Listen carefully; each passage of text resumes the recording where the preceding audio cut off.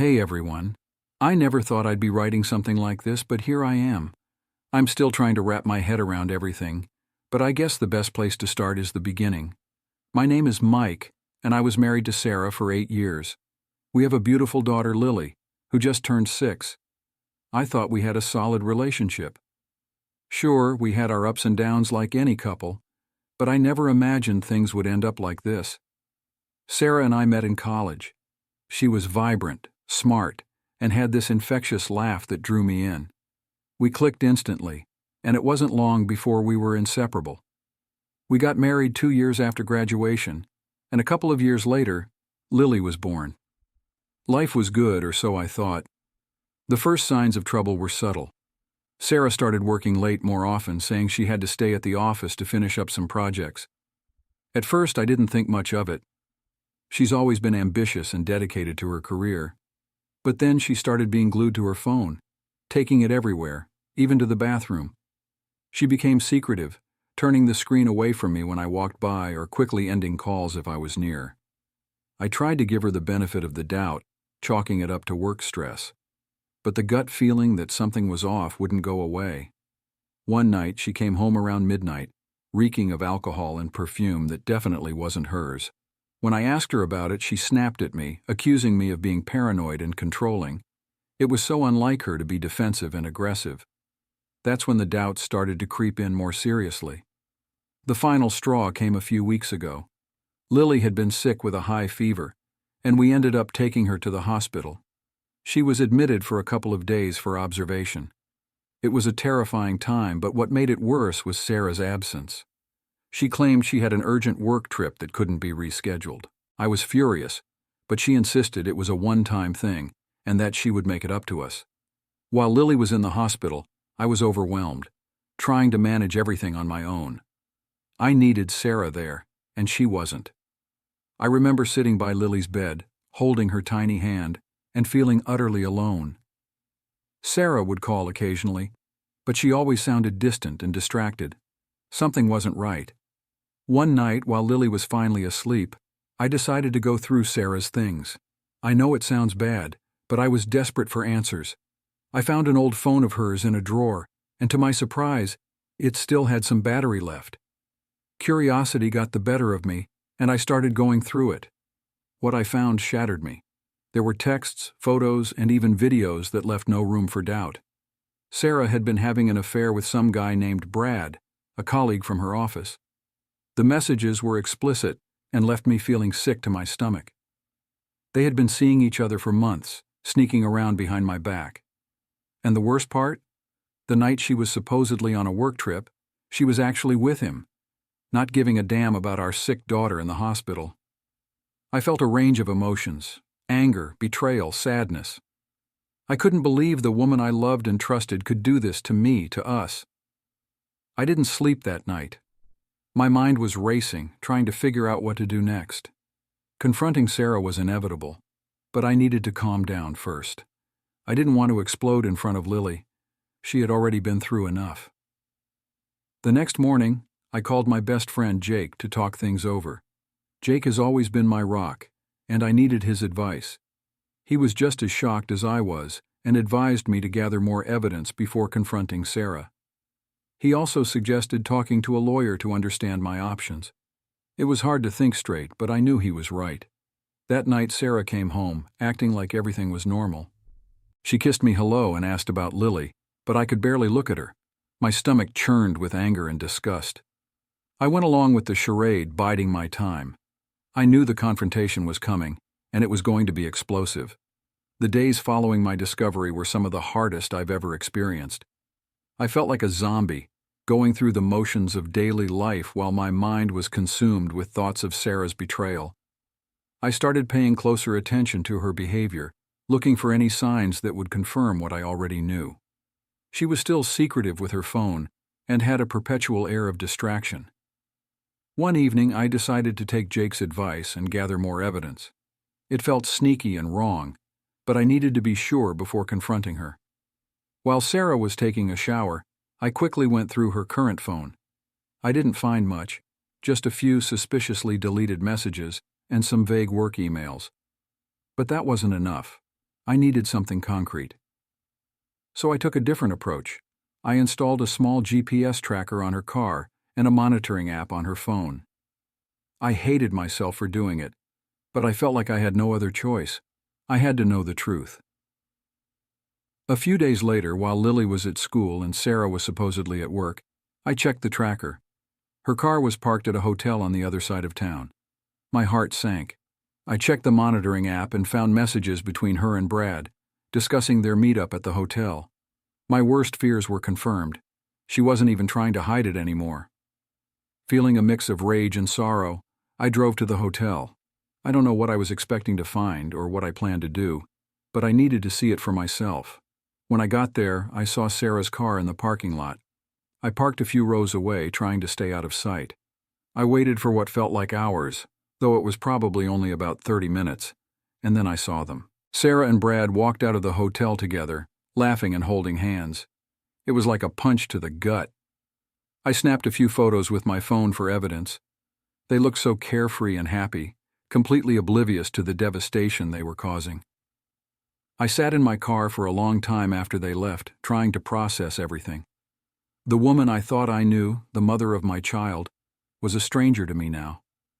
I felt numb, but I knew I couldn't avoid the confrontation any longer. It was time to face the truth and deal with the fallout. That night, after Lily was asleep, I finally confronted Sarah. My hands were shaking as I showed her the photos and messages. At first, she tried to deny it, saying it was all a misunderstanding. But the evidence was undeniable. When she realized there was no way out, her demeanor changed. She became defensive and angry, accusing me of invading her privacy and spying on her. She tried to turn it around on me, saying that if I had been a better husband, she wouldn't have needed to find comfort in someone else. Her words cut deep, and I felt a surge of anger. "How could you do this, Sarah? Our daughter was in the hospital, and you were with him. Don't you care about Lily at all?" I yelled, unable to keep my emotions in check. Sarah's face twisted with contempt. "Of course I care about Lily, but I have needs too, Mike. You've been so consumed with work and being the perfect dad that you've neglected me. Brad makes me feel alive again, something you haven't done in years." Her words stung, but I knew this wasn't about me. This was about her selfishness and betrayal. I took a deep breath, trying to stay calm. "I can't believe you're trying to justify this. I've been here, taking care of our family while you've been sneaking around. How could you do this to us?" Sarah rolled her eyes, crossing her arms. "Maybe if you paid more attention to me, things would be different. But it's too late now, isn't it?" The argument went on for hours, filled with accusations and tears. By the end of it, we were both exhausted. Sarah refused to take any responsibility, insisting that it was all my fault. I realized then that there was no saving our marriage. The woman I fell in love with was gone, replaced by someone I didn't recognize. That night, I slept in the guest room, unable to be near her. I could hear her crying, but I couldn't bring myself to comfort her. My heart felt like it had been shattered into a million pieces.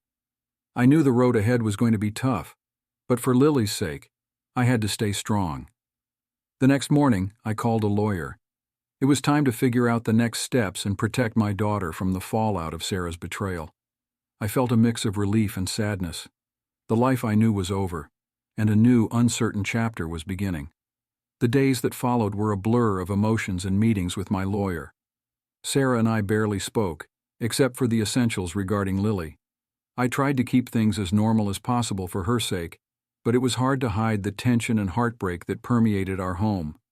My lawyer, Karen, was a no-nonsense professional who immediately put me at ease. She listened to my story with empathy and laid out my options. Given the evidence I had, she assured me that I had a strong case for custody. Her confidence was a lifeline in the chaos I was navigating. During one of our meetings, Karen suggested hiring a private investigator to dig deeper into Sarah's affair. She explained that more evidence could strengthen my case, especially if it showed a pattern of neglect or irresponsibility. I agreed, even though it felt like plunging a knife deeper into an already open wound. The private investigator, Tom, was discreet and efficient.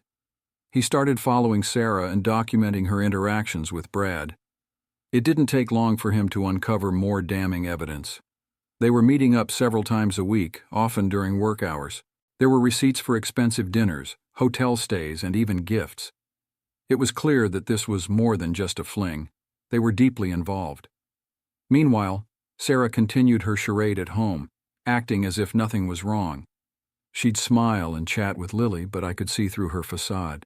She was avoiding me, probably hoping I would back down or that this would blow over. But I was done playing the fool. One evening, while Sarah was out working late, Tom called me with urgent news. He had followed Sarah to a restaurant where she was meeting Brad. But this time, there was another man with them, someone Tom identified as a divorce attorney. My heart pounded as I listened to the details. Sarah was planning to file for divorce and was likely trying to paint me as the bad guy. I felt a surge of panic. If Sarah was meeting with a lawyer, she was probably building her case against me. I needed to act fast. I immediately called Karen, who reassured me that we were still in a strong position. She advised me to keep calm and let Sarah make the first move. The next day, I received an email from Sarah's lawyer, notifying me that she was filing for divorce and seeking full custody of Lily. The document was filled with lies and distortions, painting me as an absent and neglectful father. It was like reading about a stranger, not the man who had dedicated his life to his family. I felt a mix of anger and despair. How could Sarah do this? How could she turn everything upside down and then try to take Lily away from me? It was clear that she was willing to do anything to protect herself and her affair, even if it meant destroying our family. The legal battle was officially on. Karen filed a counter-petition, citing adultery and abandonment. We included all the evidence from the private investigator and my own documentation. It was a bitter fight, and the stress was taking its toll on me. But I was determined to fight for Lily. She was my everything, and I couldn't let Sarah's selfishness take her away from me. Throughout all of this, I tried to shield Lily from the ugliness. She was too young to understand what was happening, but she could sense the tension. I made sure to spend extra time with her, taking her to the park, reading her favorite stories, and reassuring her that everything would be okay. Sarah's behavior continued to be erratic. She'd swing from being overly sweet to hostile and defensive. One night she tried to seduce me, probably thinking that sex could somehow smooth things over. But I saw through her manipulation and rejected her advances. The look of shock and anger on her face was almost satisfying. "Mike, we can still fix this," she said, her voice dripping with false sincerity. "We can go to counseling, start over, for Lily's sake." I shook my head, unable to believe her audacity. "You should have thought about that before you started screwing around behind my back, Sarah. It's too late for that now." Her face twisted with rage. "You're making a big mistake, Mike. You'll regret this." I felt a pang of sadness as I watched her storm out of the room. This was the woman I had loved, the mother of my child, and now she was a stranger, a liar who had shattered our lives. The court dates and meetings with lawyers became a regular part of my life. Each interaction with Sarah was a reminder of how far we had fallen. I focused on gathering more evidence and staying strong for Lily. Friends and family were supportive, but the betrayal still cut deep. One day I received a call from Tom, the private investigator. He had something he thought I needed to see immediately. I met him at a cafe, anxious about what new information he had uncovered. Tom slid a folder across the table. "This is from a recent trip Sarah took with Brad," he said. "They were pretty careless this time." I opened the folder to find photos and documents showing that Sarah and Brad had traveled out of state, claiming it was a business trip. But it was a romantic getaway, complete with luxury accommodations and spa treatments. It was more evidence of her lies and deceit. My hands trembled as I looked through the photos. This was the final nail in the coffin. Sarah had not only betrayed me but also blatantly disregarded her responsibilities as a mother. I thanked Tom and left the cafe, feeling a mix of relief and sorrow. This would help my case, but it also confirmed that the woman I loved was gone forever. As the legal battle raged on, the tension between Sarah and me reached a boiling point. Each court date felt like a gladiatorial match, with both of us fighting to present ourselves as the better parent. It was draining and demoralizing, but I knew I had to stay focused on one thing: Lily's well-being. Our lawyers had laid out our cases meticulously. Karen, my lawyer, presented the evidence of Sarah's affair, her negligence during Lily's hospitalization, and the details of her extravagant trips with Brad. It was a solid case, but Sarah's lawyer fought back fiercely, trying to paint me as an unfit father. Sarah, for her part, put on a performance worthy of an Oscar.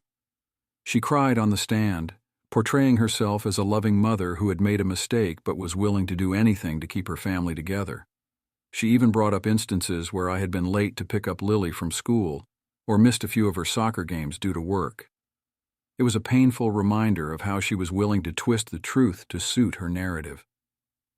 One particularly grueling day in court, Sarah's lawyer called Brad to the stand.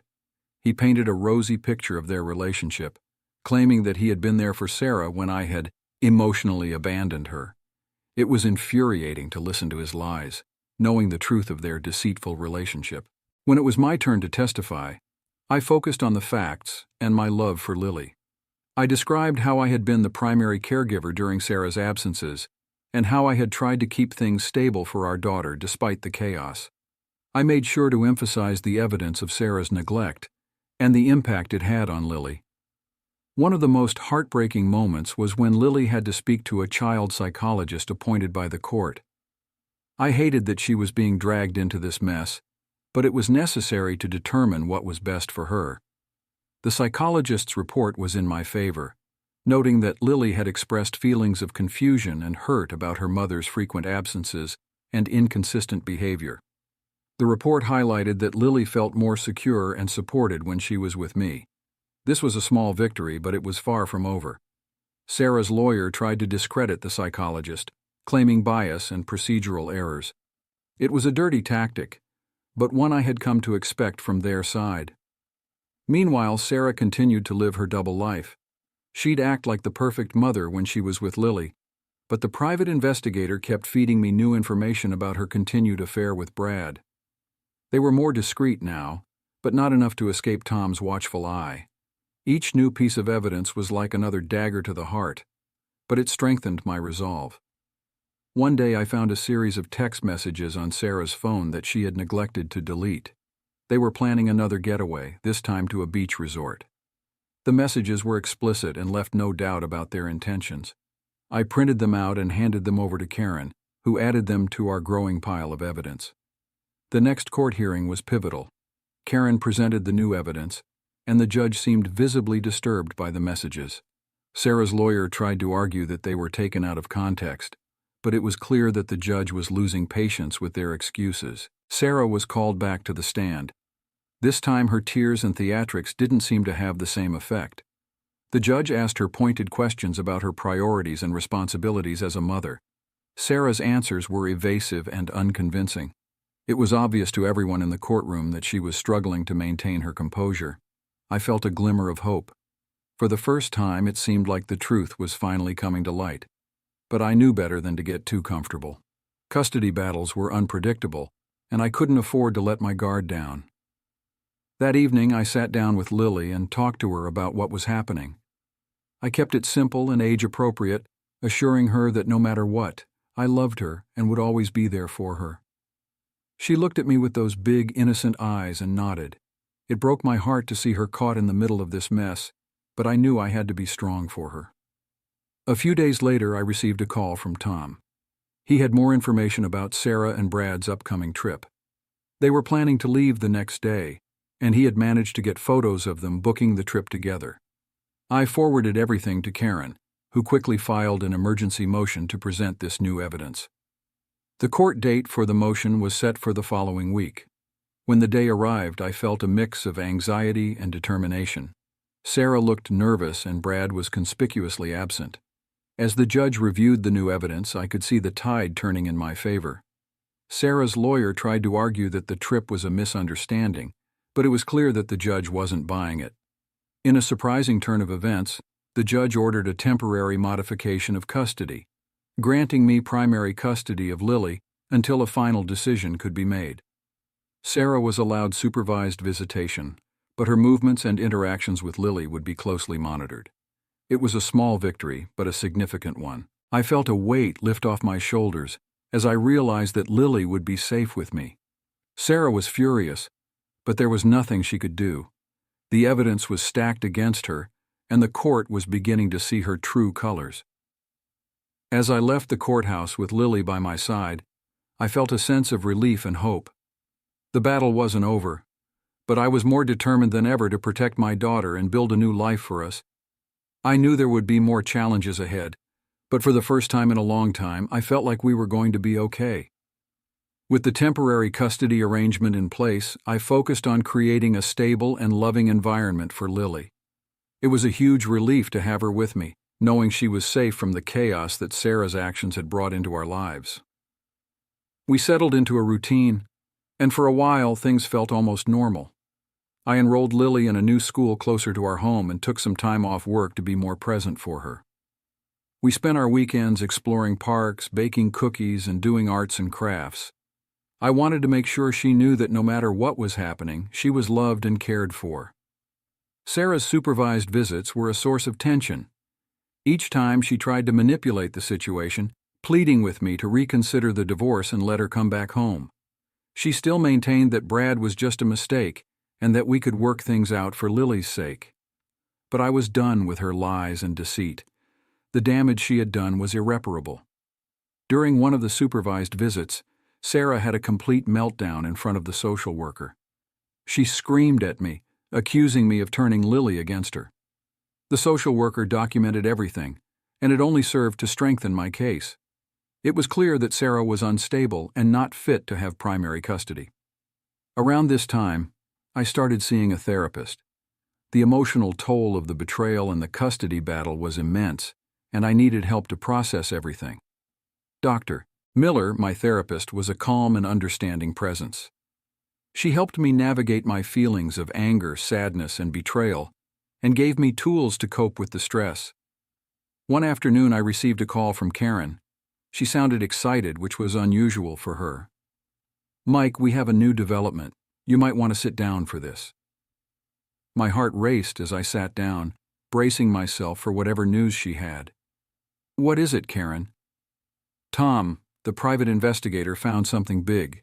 Apparently Brad is married, and his wife had no idea about the affair." The news hit me like a truck.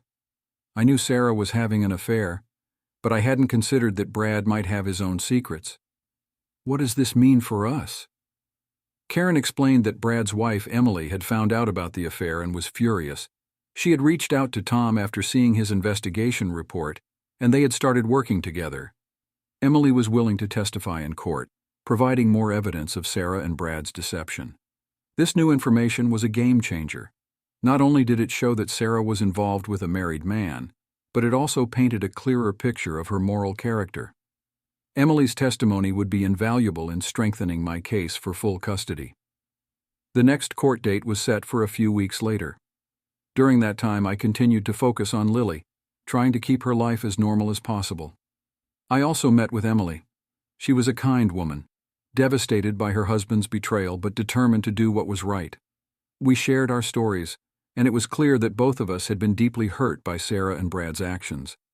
When the court date finally arrived, Emily's testimony was powerful. She detailed how she discovered the affair, the lies Brad had told her, and how it had affected their family. She even provided evidence of financial improprieties. Brad had been using company funds to pay for his escapades with Sarah. The judge listened intently, and I could see the impact Emily's words were having. Sarah's lawyer tried to discredit her, but it was clear that the tide had turned. The judge was visibly frustrated with Sarah's continued dishonesty and lack of remorse. After Emily's testimony, Karen presented the final piece of evidence. Financial records showing that Sarah had been using our joint account to fund her trips and gifts for Brad. It was the final nail in the coffin. The judge called for a recess, and when we reconvened, he delivered his decision. "I have reviewed all the evidence and testimonies presented. It is clear to me that Mrs. Harris has shown a consistent pattern of deceit and neglect. I am awarding primary custody of Lily to Mr. Harris. Mrs. Harris will have supervised visitation rights, and her financial activities will be closely monitored. The relief I felt was overwhelming. I had won. I had protected my daughter and exposed Sarah for who she truly was. As we left the courtroom, I thanked Emily for her bravery and support. She had been through so much, and her willingness to stand up for the truth had made all the difference. In the days that followed, Sarah's behavior became even more erratic. She called me constantly, begging for forgiveness and another chance. But I was resolute. There was no going back. I had to think about Lily and what was best for her. One evening, as I was putting Lily to bed, she looked up at me with her big, innocent eyes. "Daddy, are we going to be okay?" I smiled, brushing a strand of hair from her face. "Yes, sweetheart. We're going to be just fine. I promise." With the court's decision in our favor, I felt an overwhelming sense of relief and hope for the future. Life began to stabilize, and Lily seemed to adjust well to the new normal. Sarah's supervised visits continued, but the dynamic had changed. She knew she had lost, and her attempts to reconcile were half-hearted at best. I focused on rebuilding our lives. I enrolled Lily in dance classes, something she had always wanted to try, and we spent more time with friends and family who provided a strong support system. Despite the turmoil, I was determined to give Lily the best life possible. One Saturday afternoon, I received an unexpected phone call. It was Emily, Brad's wife. "Mike, I know we've both been through a lot, but there's something you should know," she said, her voice tinged with urgency. "What is it, Emily?" I asked, feeling a knot form in my stomach. "Brad and Sarah are still seeing each other. I found out they've been meeting secretly. I thought you should know in case it impacts Lily." Anger and frustration surged through me. How could Sarah continue this charade after everything that had happened? I thanked Emily for the information and hung up, my mind racing. This revelation felt like a setback, but I knew I had to stay focused on Lily. I decided to confront Sarah during her next supervised visit. When she arrived, I kept my composure and waited until Lily was occupied with her toys. "Sarah, I know you're still seeing Brad," I said bluntly. She looked taken aback but quickly recovered, her eyes narrowing. "What's it to you, Mike? We're divorced. You have no right to judge me." "It's not about judging you, Sarah. It's about Lily. You need to prioritize her, not your affair," I replied, trying to keep my voice steady. Her face flushed with anger. "I am prioritizing Lily. Just because I'm seeing Brad doesn't mean I'm a bad mother." I shook my head, feeling the futility of the argument. "This isn't about you and Brad. It's about being responsible and putting our daughter first. If you can't see that, then maybe you don't deserve to be in her life." The visit ended on a sour note, and I could see the frustration in Sarah's eyes, but I knew I had to be firm. Lily's well-being was my top priority. The weeks that followed were a mix of small victories and new challenges. Lily was thriving in her dance classes and making new friends at school. I was adjusting to the single-parent life, finding joy in the little moments we shared. One evening, as we were having dinner, Lily asked me a question that caught me off guard. "Daddy, why doesn't Mommy live with us anymore?" I took a deep breath, trying to find the right words. "Mommy and Daddy had some problems, sweetheart, but it's not your fault. We both love you very much, and that's never going to change." She seemed to accept my answer, but I could tell she was still processing everything. It was a reminder of how much this ordeal had affected her, and I felt a renewed determination to provide as much stability and love as possible. Then, just as things seemed to be settling down, an unexpected event turned our lives upside down again. One afternoon, I received a call from Sarah's supervisor at work. "Mike, this is Janet from HR at Sarah's office. I'm sorry to inform you, but Sarah was involved in an accident. She's in the hospital." My heart sank. Despite everything, I didn't wish harm on Sarah. I quickly arranged for someone to watch Lily and rushed to the hospital. When I arrived, I found Sarah in a hospital bed, looking frail and vulnerable. She had a broken arm and several bruises, but was conscious. "Mike," she said weakly, tears filling her eyes. "I'm so sorry for everything. I don't know how I let things get so bad." I felt a mix of emotions, anger, pity, and an overwhelming sadness.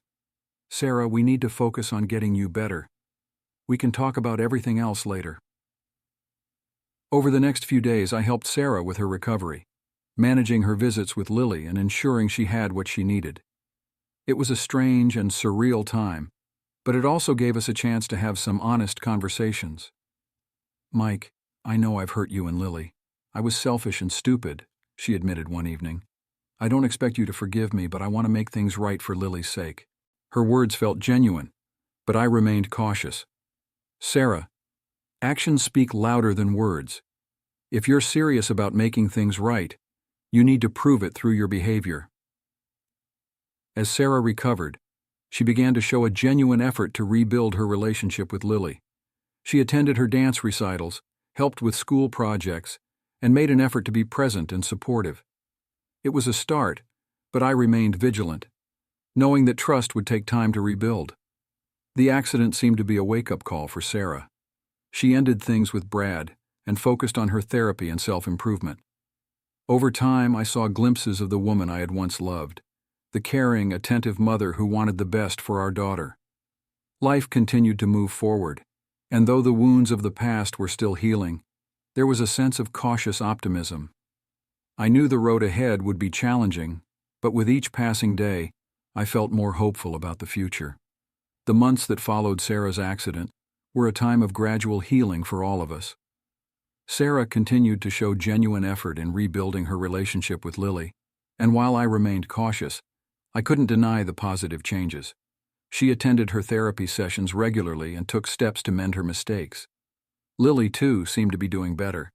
Her initial confusion and hurt slowly transformed into a cautious acceptance of the new normal. She loved spending time with Sarah, and I made sure to facilitate those moments, always prioritizing her well-being. One evening after Lily had gone to bed, Sarah and I sat down for a long overdue conversation. We had avoided discussing our relationship in depth, focusing instead on co-parenting and Lily's needs. But it was time to address the lingering issues between us. Mike, I know I can never undo the pain I've caused, but I want you to know that I am truly sorry, Sarah began, her voice filled with regret. I've made so many mistakes, and I've hurt the people I love the most. I looked at her, seeing the sincerity in her eyes. Sarah, it's been a difficult journey for all of us. I appreciate the efforts you've made to change, but trust isn't something that can be rebuilt overnight. She nodded, tears glistening in her eyes. I understand. I don't expect things to go back to the way they were. I just want to be the best mother I can be for Lily and to make amends where possible. Her words resonated with me. I had seen her dedication to improving herself and being there for Lily. While I still felt the sting of betrayal, I also recognized the importance of forgiveness and moving forward. Sarah, I've seen the changes you've made, and I believe you're sincere. It's going to take time, but I'm willing to work on co-parenting with you for Lily's sake. She deserves both of her parents in her life, I said, offering a small but significant olive branch. The relief on Sarah's face was palpable. Thank you, Mike. I promise I won't let you or Lily down again. As time passed, Sarah and I established a more stable and amicable co-parenting relationship. We coordinated on school events, holidays, and activities, always keeping Lily's best interests at the forefront. The legal battles were behind us, and we focused on creating a harmonious environment for our daughter. One summer afternoon, we decided to take Lily to the beach, a neutral ground where we could spend time together as a family without the pressures of home. Watching Lily play in the sand, her laughter filling the air, I felt a sense of peace I hadn't experienced in a long time. Sarah and I sat on a blanket, watching Lily build sandcastles. She's so happy, Sarah remarked, her voice soft with emotion. Yes, she is, I agreed. She's resilient, just like her mom. Sarah smiled, a genuine smile that reached her eyes. Thank you, Mike, for everything. As the sun began to set, casting a golden glow over the ocean, I realized that while our marriage was over, our journey as co-parents was just beginning. We had both made mistakes, but we were committed to making things right for Lily. Life continued to move forward. Lily thrived, excelling in school and her dance classes. Sarah and I maintained our co-parenting arrangement, finding a balance that worked for us. Over time, the wounds of the past began to heal, replaced by a sense of mutual respect and understanding. One evening, a year after the custody battle had ended, we celebrated Lily's 7th birthday together. It was a simple celebration with close friends and family, filled with laughter and joy.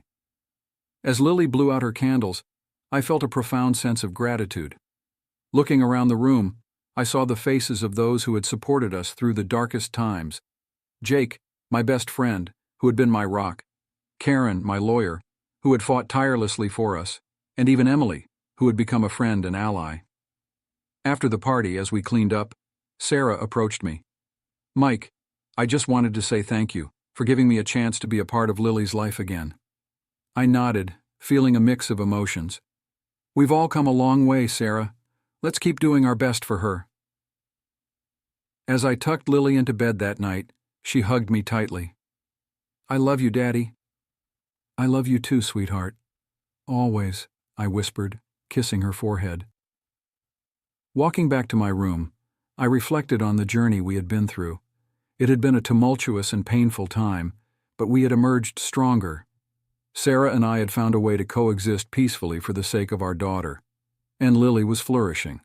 The future was still uncertain, but for the first time in a long time, I felt hopeful.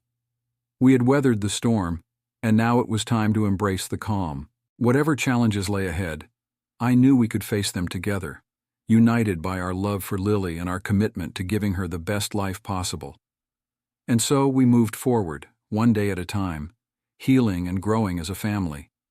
The past had shaped us, but it didn't define us. We were ready to write a new chapter filled with hope, love, and resilience. That's it.